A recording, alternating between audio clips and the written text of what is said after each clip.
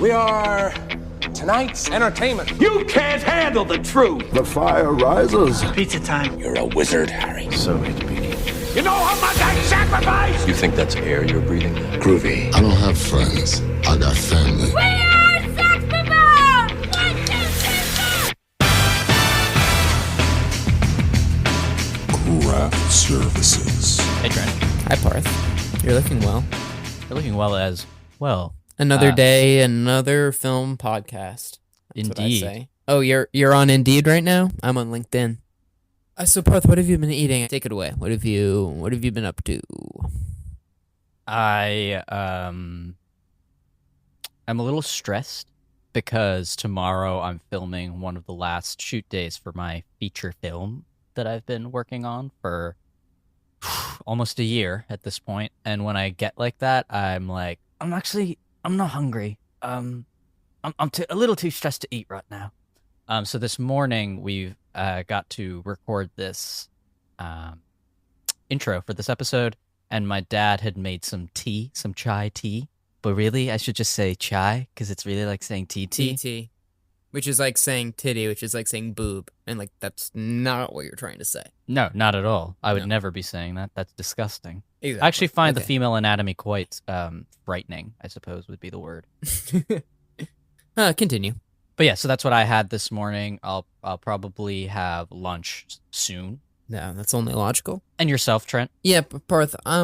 I know how, usually I save my director I'm too nervous to eat for the set day itself, but you're saying yours extends to the day before? Well, yeah, I get pretty nervous. I mean, I don't know if anyone that knows me knows this. I'm an anxious person. Yeah, the female there's two things that you should know about Parth. He's an anxious person, and the female anatomy. And there's two things that frighten me, and it's filmmaking and the female anatomy. Yeah, one day I hope both to be intimidating. I hope to be able to know the touch of a woman, but I've evaded it thus far. Or complete a feature film.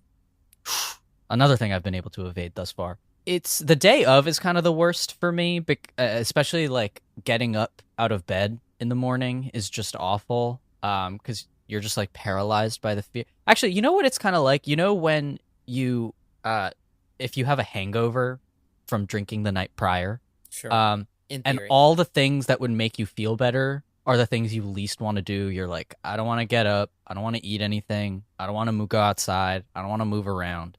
And it's like, if you do any of those things, you will start to feel better because they're things they'll all that be really painful. But it's just the idea of doing them is just excruciating. So... Yeah.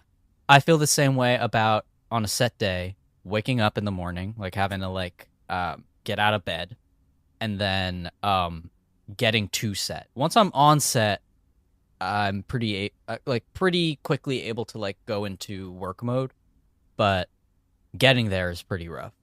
How good is the feeling of having a big set day, though, and then basically completing everything more or less as you envisioned it, and then getting home and being like, I'm done for the day?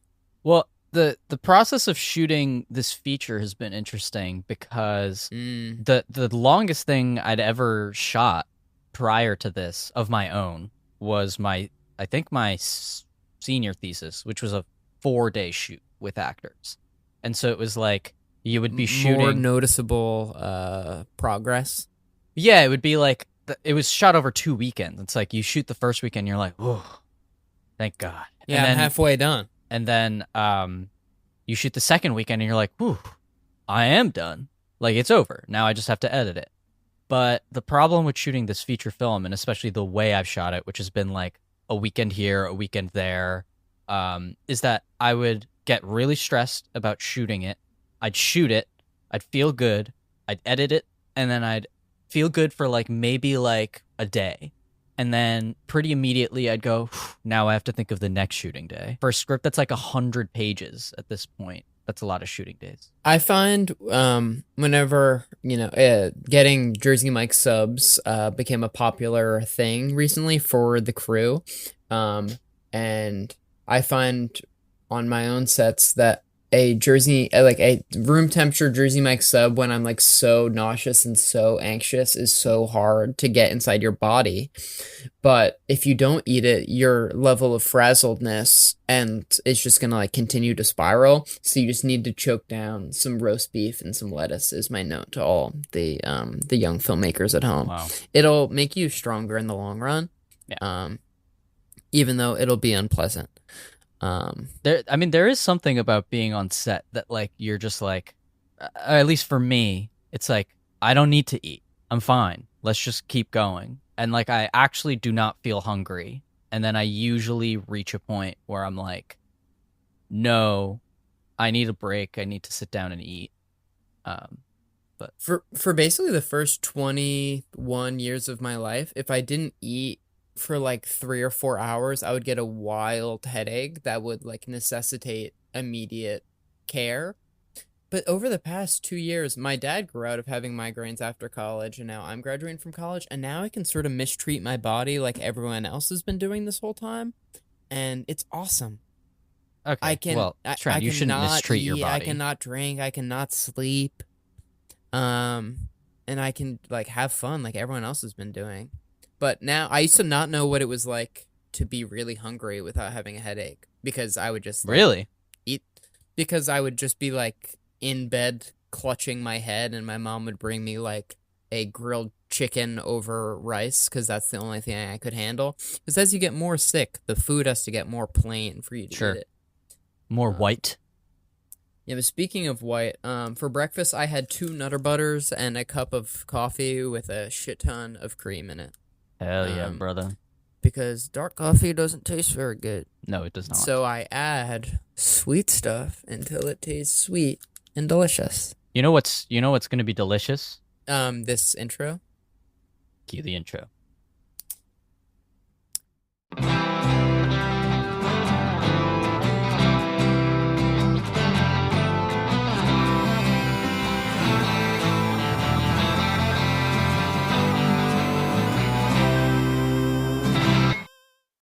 So Parth, before I bring us in, I'm gonna ask you to do me a favor for the viewers at home, and can you do your impression that you did for me off air of what it sounds like when someone leaves you a voice recording? Because for the listeners, I was telling Parth, I've been leaving some people notes via voice recording. And No. I think it's really nifty. You said, and well, I mean, we'll just keep. Welcome back to Craft Services, where we talk about the movies. Each week we talk about a film, and hopefully have a crew member of that film to talk with us about or work on the picture. Blah blah blah. We'll get to the guest of the day soon. But Trent opened the call with saying, "Parth, I think that the move this year is going to be sending voice notes instead of." Instead actually of going typing through the effort out. of typing it all out. And I was like, "You're gonna send voice memos?" And he was like, "No, like just the like not text to speech, but like when you can record your voice and send it, and it'll transcribe it for you if you have an iPhone." And I was like, "Absolutely not. That's horrible. Don't do that." And you were like, "Why? It's fun. It's fine." And I was like, "Because this is what it always is a person going, oh hey, sorry, just gotta make this left here. Stupid fucker. Alright, anyways, yeah, so I was just sort of thinking that for tonight, for the party, hold on. What? No. Oh my god. Sorry, this guy just fucking cut me off. What an asshole. Anyways, for the party tonight, I was thinking that maybe I should bring some barbecue. What the fuck? Hold on. Actually, wait. I was thinking of getting barbecue chips, and I had something else to say, but I can't really remember right now. So, enjoy listening to this message. Bye. My impression at the time was better. It was. That was that gave that. It gave the impression, but an impression of the impression that produced less laughs, but still a few. But that was the essence of what Parth did, and I found it funny, and so I asked him to recreate it here for. It was better at the time, but I also think that it's lost its luster because you knew what was coming a little bit. Yeah, and you had reproduced it. It was like, and I was asking you to basically improv because you couldn't like, it's unscripted. It's like a Judd Apatow film. It's like, wait, unscripted. That's kind of like, it's just like a conversation. Like conversation between people is just like I maybe like ask something and then like. So welcome back to Craft Services, where we talk about the movies. Each week we talk about a film and hopefully have a crew member of that film and talk with us about their experience working on the picture. This week is part 2 with cinematographer of MaXXXine, Eliot Rockett. And so bear with me here. So this is part 3 if you look at the trilogy of MaXXXine. But it's our second time interviewing him. Yes. So it's like part 2 of that. But we broke all the interviews in half. So really this is like part 4 total. Well, but the first interview that we did with him was only one part. So really this is part 3. Yes. But then we need to look at the chronology of the MaXXXine films. Yeah. If we go in chronological order, it's Pearl MaXXXine X. Yeah. No, it's Nope. Pearl X MaXXXine. Okay, so still this remains part 3 because Pearl and X are the only things that swap there. Yeah. But it's part 2 of part 3, but we've only covered 2 out of 3 of the movies. And I didn't see the movie at an AMC. Those are letters. I saw it at a Cinemark, which is a full word. Why did you see this at a Cinemark? You have AMC A-list, no? No, I'm off the A-list. Are you really? I was going through some financial hardships at the end of college, and I looked at the summer slate, and I was like, what? Deadpool Twister? and Wolverine? People think can't Twisters is the movie of the summer? I'm out of here. But then it's like I still went to see Twisters. With me. And honestly, for anyone out there, canceling my A-list was a mistake. And now I have to wait 6 months until December to rejoin. And that's Why? sad. Because that's how they get you. That's the deterrent to not cancel during like the slow season, is because to keep you on the hook, because then you can't join back for 6 more months. Yeah. So bad move, Trent. Bad move. Yeah, and yeah, so now I can't see like Deadpool and Wolverine. Which is pretty rough for you. Which I is know a how tragedy. much you were looking forward to it. Yeah, I'll survive somehow. But the audience will do more than just survive with this episode. They're gonna be they're gonna have some sustenance, because this part 2 of this interview got some cool shit going on. Yeah, I feel like we both forgot what we were doing here. So, speaking of Deadpool and Wolverine, that's playing in theaters. MaXXXine is also playing in theaters. You should go check that out, and then I guess you should go listen to part 2. No, part 1. You should listen to part 1 first. Okay, let's reset. If you want, go fucking back all the way. Watch X. Watch Pearl. Go, and then you listen to our X episodes with Eliot Rockett. You're like, that was great. And then you trudge forth. You travel back in time. You watch Pearl again for some reason, because I accidentally said it before. I think that this episode is really great, and I think we should not wait any longer for the audience to listen to it. So why don't we just go ahead and Trent? And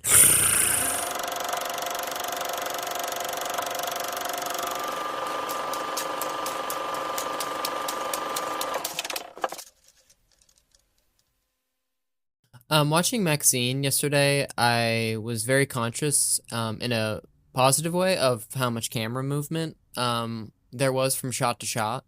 And I was just wondering how, if you have any approach on sort of being able to like visualize, oh, we're going to be moving back, and then basically that your in succession camera moves like will work and not be like too busy or too much or not feel like dizzying.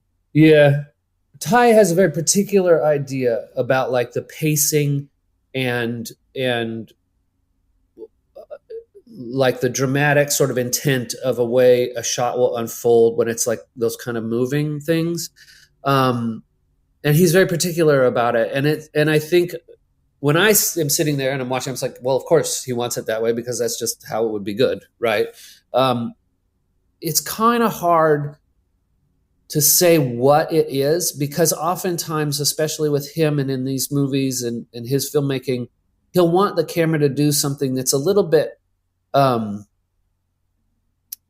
a little bit disengaged from like exactly what the actors are doing, you know, and like if we're here on me and then like the camera might drift over and end up on something over on this in the side of the room, which like is very self-conscious, and there's like no really any reason for the camera to do that. But you know, if you do it at the right moment in the right way within a sequence that's in like, you know, lockstep in the narrative intent of what it is, then you can use the camera in that way to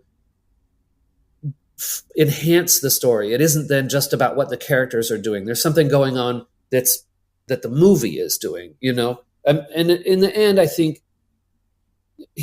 my feeling about that is like, that's what cinema is, you know, that's like, we can go all day long and take pictures like we have right now here on Zoom. That's like actors talking, you know, okay, that's great. But it's like, you can also do this other thing where you use the camera to do something more, you know, along with that. I mean, you always will have those things. And I mean, of course, like the actors acting is hugely important.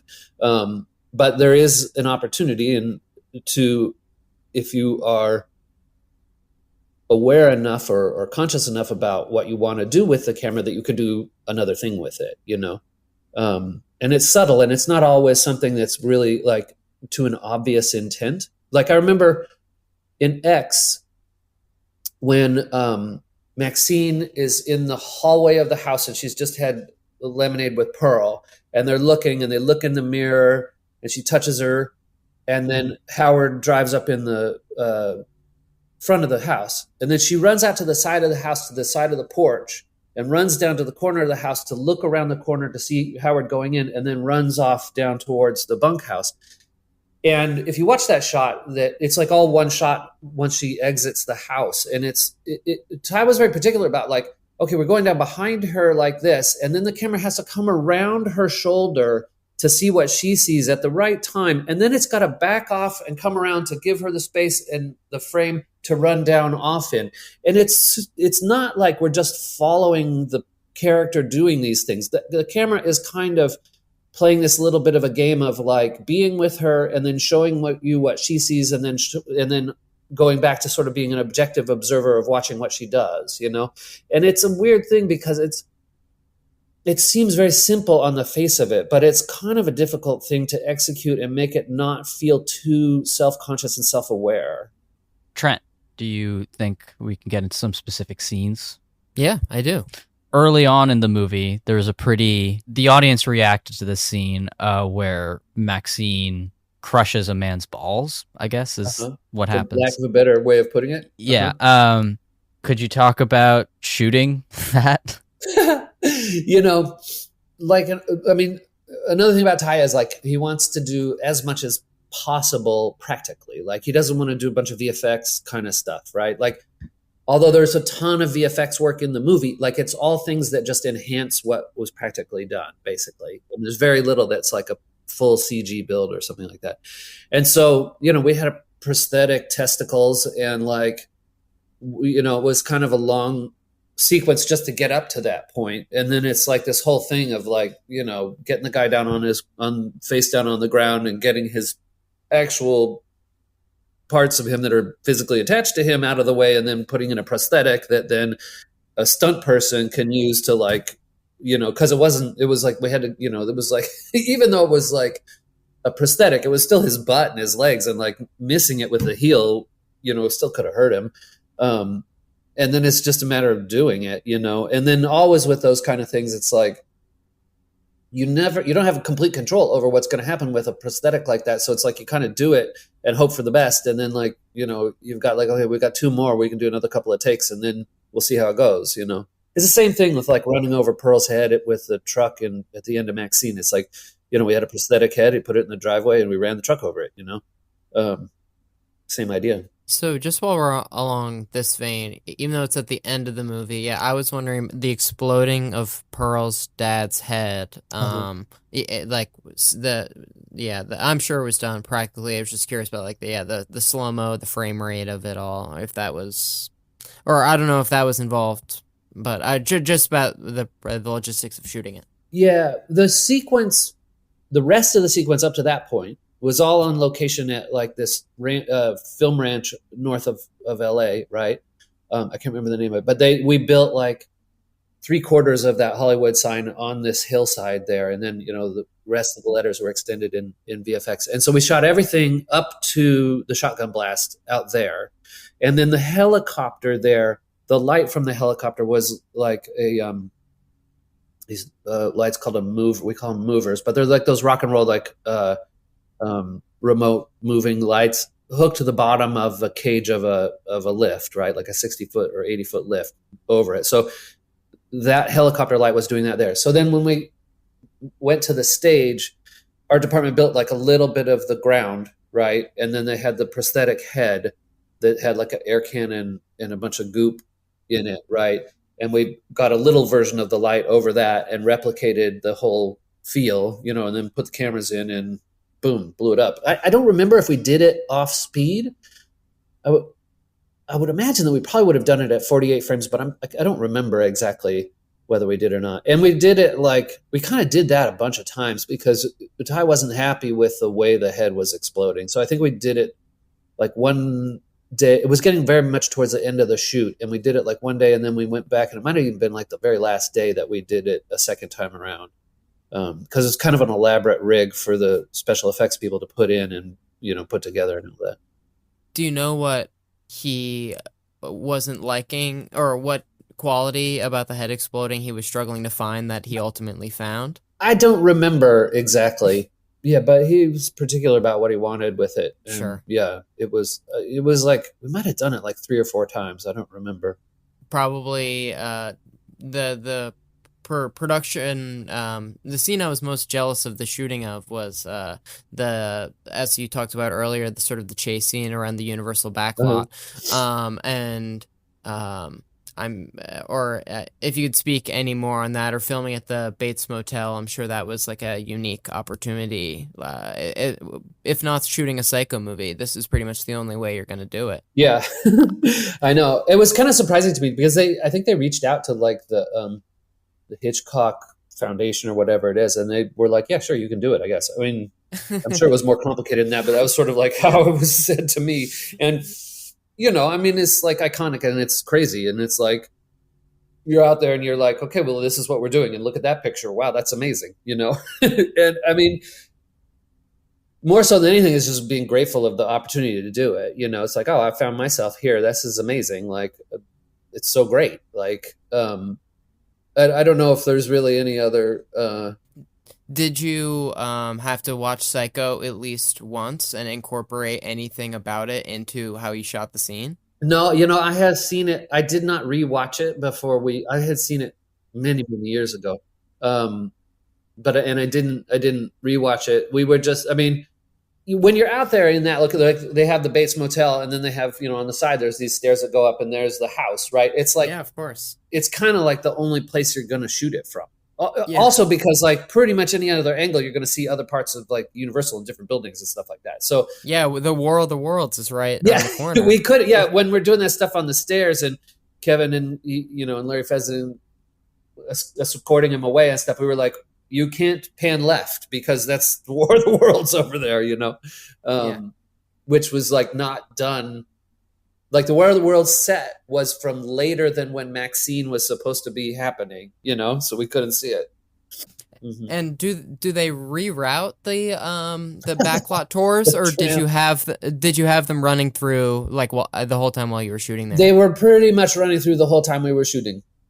We would have to pause every now and then, especially the stuff in the Mexico and Western town area when the chase starts. Like when she runs into the building, like the Adobe building in the Mexico town thing, like the tram was 30 feet away from that, and it was still going. And so we'd have to pause every now and then and wait, and the tram would go by and you'd hear them. And here they are shooting a movie, it's like, it was funny. Yeah. While we're on the sort of Kevin Bacon side of things, he also gets crushed in a car in this movie. Where did you shoot that, and how did you shoot that? And well, that was in a gigantic, like actual wrecking yard up in Pacoima because we shot, the stages we used were Quixote up in, I guess it's in Pacoima, somewhere up there. Anyway, and so, there's a lot of that kind of thing up there. They found this place with that crusher, which is an actual car crusher. Sure. And, we just like, they put in safety like bars and, took the power off the thing, and we put the car and Kevin in there, and, he did the whole scene, and then he does the whole acting as if the car's getting crushed on him, and it's basically just kind of like an old school lock off. Like, it's just like, here's the picture. We do it with Kevin in there. We pull him out. We pull the safety stuff out. We turn the thing on, and it's lock off, and then we just crush the car, and then they put it together in post. The last scene we wanted to talk about was sort of like the final big showdown with Pearl's dad. Maxine's dad. Oh, with Maxine's dad. I'm sure even you get confused with Maxine's dad and sort of the whole religious cronies. If you could speak on sort of the movie pivots into it becomes sort of an 80s shootout, or an 80s movie cop shootout. I had that totally thought. Right, like around the pool, right? Yeah, exactly.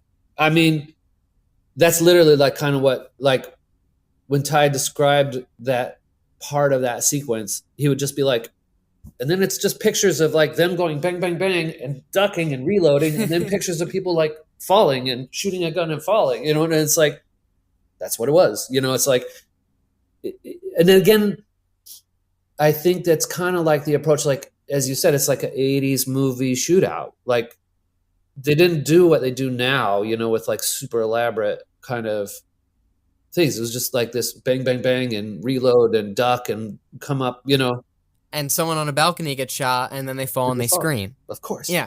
Was that your first experience really shooting like action like that? Ooh, no. I mean, because I've done a bunch of TV and stuff, and like, I mean, like, I shot in that period when I didn't shoot the two movies for Ty. I was shooting this NBC show Grimm that was on for like, I shot 54 episodes of that, and like there was one, I remember a couple of episodes that were just like massive amounts of shootouts. Like, there was this one episode where it was just like machine gun after machine gun, and like just endless, so yeah, over the years there's been a lot of different stuff, but definitely a lot of that kind of thing for sure. Was there kind of a takeaway from working on this movie that you'll sort of take into future films, like a lesson or anything that you can think of? Long ago, I kind of used to keep a list going of things I wouldn't let happen again on a show, but I kind of gave that up a while back. And this, I mean, every show, everything you do is kind of, I mean, in my approach, at least, it's a learning experience, and hopefully, you can stay open the whole time to what it is that and how the process goes, and how you did it, and what was successful and what wasn't. And hopefully the next time around, do it a little bit better. I can't think of anything super specific off the top of my head about this one. It's more kind of, at this point in my career, I think it's like, as I move forward with things, the whole package is kind of like, I kind of try to think of it like, okay, these were the successful parts. These were parts that we could do better, and I just kind of keep it in the back of my mind for the next one, and hopefully do the next one better, So the answer to this can be can be one word and then one sentence. But we were wondering what sort of your favorite of the favorite was a complicated word, but what your favorite of the trilogy is, or if you have a special relationship with one of the three movies, and why, if that's the case. I don't know that I have a favorite. I think all three of them, in their own ways, have like are pretty special to me. Like, I'm very proud of all three of them. And I think they kind of, for different reasons, are successful in different ways. And I think, and I'm kind of also proud of the fact that, like, yeah, they are three very different movies, but they kind of add up to one big thing, you know? Well, speaking of three movies, it's been sort of announced that Ty West has like ideas for a fourth movie.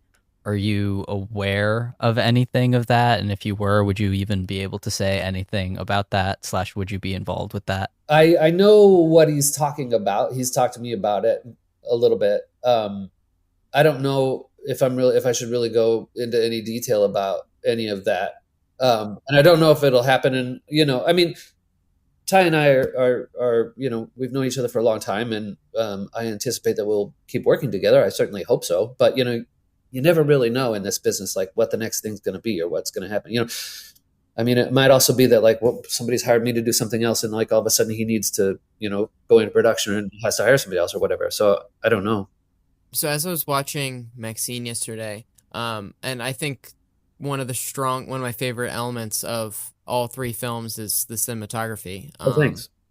And so I can, and I was watching MaXXXine yesterday, and there's so many stunning shots, and I was wondering, how do you, as the cinematographer, sort of try to plan where your stunning shots are going to go and where you just need to like, okay, and here's where the planar shots are going to go, where they shot reverse shot with this conversation, and it's just about being like efficient, you know?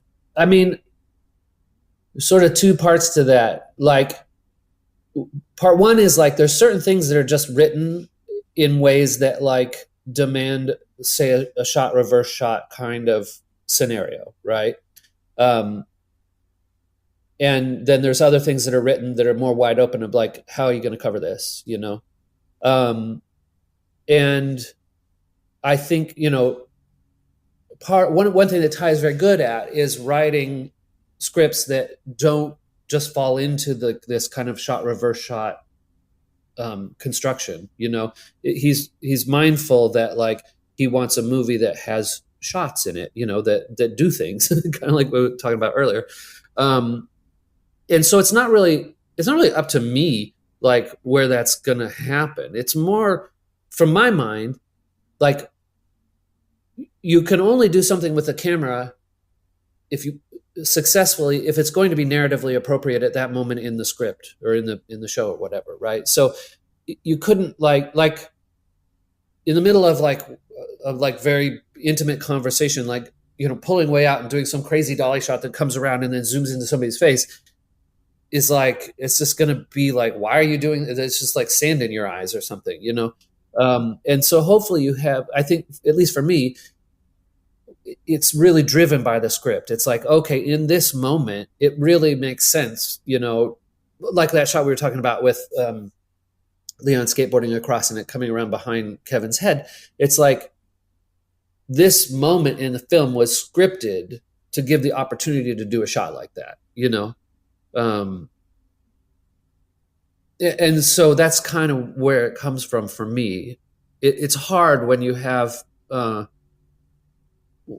scripts that don't make room for that kind of thing, and then yet people want to kind of shoehorn it in, because I always feel like, okay, we can do this, we can make some kind of like spectacular shot out of this, but if it's not going to be emotionally correct at that moment in the narrative, it's just gonna be like, so what, you know? Trent, do you have any more MaXXXine related questions you want to talk about? No, we can move into the beginning of the end. Yeah. Is there anything you're working on now that you can, or starting work on or anything like that you can talk about? I just finished, I got on right after the strike ended, and I was in outside of Atlanta for the last almost 5 months doing an Amazon show called The Bondsman that Kevin Bacon's also the lead in. Great. So, and yeah, we were doing some reshoots last week, and I got back Sunday night. Cool. I love Kevin Bacon. So. Oh, he's great. He's a wonderful human being. A stellar actor and a wonderful human being. So yeah, that's all I've been doing since MaXXXine, really, because like there was 7 months of strike, and then I don't know what's next after that. There's a few things kind of floating around, but I haven't committed to anything, and you know, And now you're officially only 1 degree away from Kevin Bacon. Or 0, maybe. Yeah, I don't know. 0 degrees, I Yeah. guess. So congratulations on that. Well, thank you. And so, Parth, you think it's Big Kahuna final question time? Yeah, I think it's Big Kahuna final question time. You faced this obstacle before, but our Big Kahuna final question is, what's the last great movie you've watched as a viewer? And our only criteria is that it has to be great and not just good. Great and not just good. You know, wow. Well, I mean, like, but great and not just good. Like, I mean, there's been some great, I thought The Holdovers was a great movie. And I also Sure. just watched. I think so too. I just watched The Taste of Things, the Juliette Binoche French movie. Do you see? Oh. No, I haven't seen that. I'll put it on Very my list. good. I mean, it's very much not. It's very slow and kind of unwinds in this really pleasant way. Great, yeah. I mean, those two pop into my mind recently of things that I've watched that I was like, wow, that was really kind of amazing and wonderful, But I also I like things for so many different reasons, Like I was on the plane and I rewatched the Fury Road, Mad Max Fury Road the other day. And I was like, this is amazing. Like, I don't think it's like the world's greatest movie, but I'm like, this blows my mind that people did this. You know what I mean? So Sure. on some level, that's great too. It's just like, wow, I can't even believe that like they managed to pull this off. That's great. And I kind of felt that way about the second Dune movie too. I was like, this just blows my mind that like this happened, But on the same level too, it's like I think The Holdovers is great. Obviously not the same kind of same reasons that it's great. But yeah. But thank you so much to our guest Eliot Rockett, who's been the cinematographer of the whole trilogy of Ty West's X, Pearl, and now MaXXXine. Is there a name for this trilogy, by the way? I never knew. I think people have referred to it as the X trilogy, but I'm not sure that that's like official or anything. I guess that works because there's 3 X's in MaXXXine. Yeah, you just heard me struggle to bring it all together. To wish I could tie a nice big bow around it. Well, but at one point, X was X, and then Pearl was Pearl or XX, and then MaXXXine was MaXXXine triple X. So it was XX and triple X. I see. But I think that kind of faded away at some point. So And now it's just Pearl and X Saga. yes, exactly. cool. Thank you so much. Thank you for your time. Have a nice rest of your day. Well, thanks very much for having me, and hopefully there'll be reason to speak again down the road.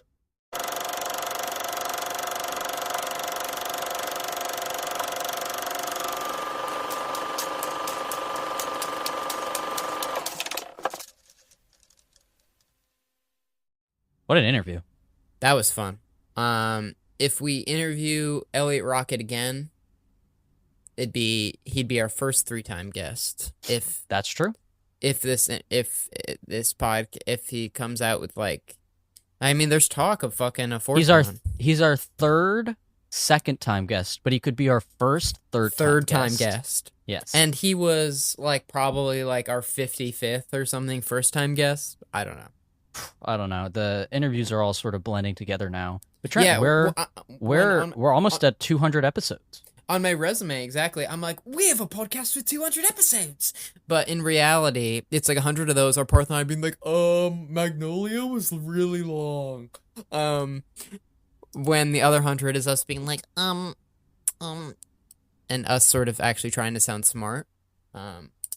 Succeeding, who's to say? But yeah, just the interviews now, folks. If you haven't caught on to that. Yeah. Sorry, Javi, but Yeah, we had one person come forth and be like, oh, you aren't doing the discussions anymore? Bummer. So to that one person, Javi, thanks for saying that. But we're glad you like listening to us. It's just that almost no one else did. Yeah, we'd need 9 more of you to come forth and say the same exact thing for any more change. So find 9 friends and you should all come over and we'll go from there. Parth is telling me this is part 2, so I guess that means MaXXXine. We're MaXXXine done. month, MaXXXine weeks. We're moving forth. We're moving on. forth and on to something that we can't reveal quite yet, but we will have an Because- episode out next week. because we have plans for it to be recorded, but it hasn't occurred quite yet.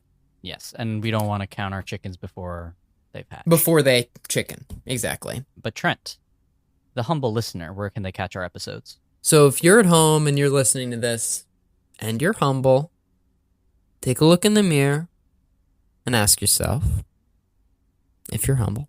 And if you are, you're going to go on Spotify, Apple Podcast, Pandora, Stitcher. And Sit down. Be what? humble. Sit down.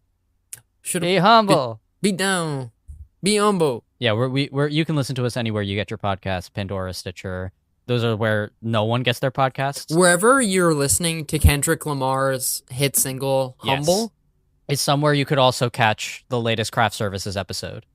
Yes. Any service that's putting out that sort of stuff is also Spewing out this nonsense. not by coincidence, is also distributing our content. So causality, coincidence, I don't know. That's for you at home to interpret. So this has gone off the rails. You can also check us out on all of our social media. That's Instagram and Twitter. We will not be calling it that other Anything name. else. We're at Craft Services Podcast, I think, on Instagram, and Craft Serve Pod on Twitter. Yeah. Where we post updates for all of our episodes. And Trent, what are we gonna do for the 200th episode? Do you think? Are we gonna do what we did for the 100th and just talk? Are we gonna do something special? What did we do for the 100th episode? We just talked. We said no theme. We're just gonna talk about our lives. How'd that go? Actually, pretty well. I think it was fun. Wait, I remember the fact that I was like sitting in my parents' basement recording that. Yeah. So it could only be so triumphant. And now look, it's like a year and a half later, and I've Yeah. returned. Well, But yeah, it'll probably be us talking in some variety. But frankly, we played the card where we talk about nothing. But Seinfeld did that for years. maybe in this but one maybe we'll be probably in talk jail. about something. We'll probably decide of one of the wide umbrella of movies. We'll probably talk about something. All right. See you next week, folks. Bye. Bye bye.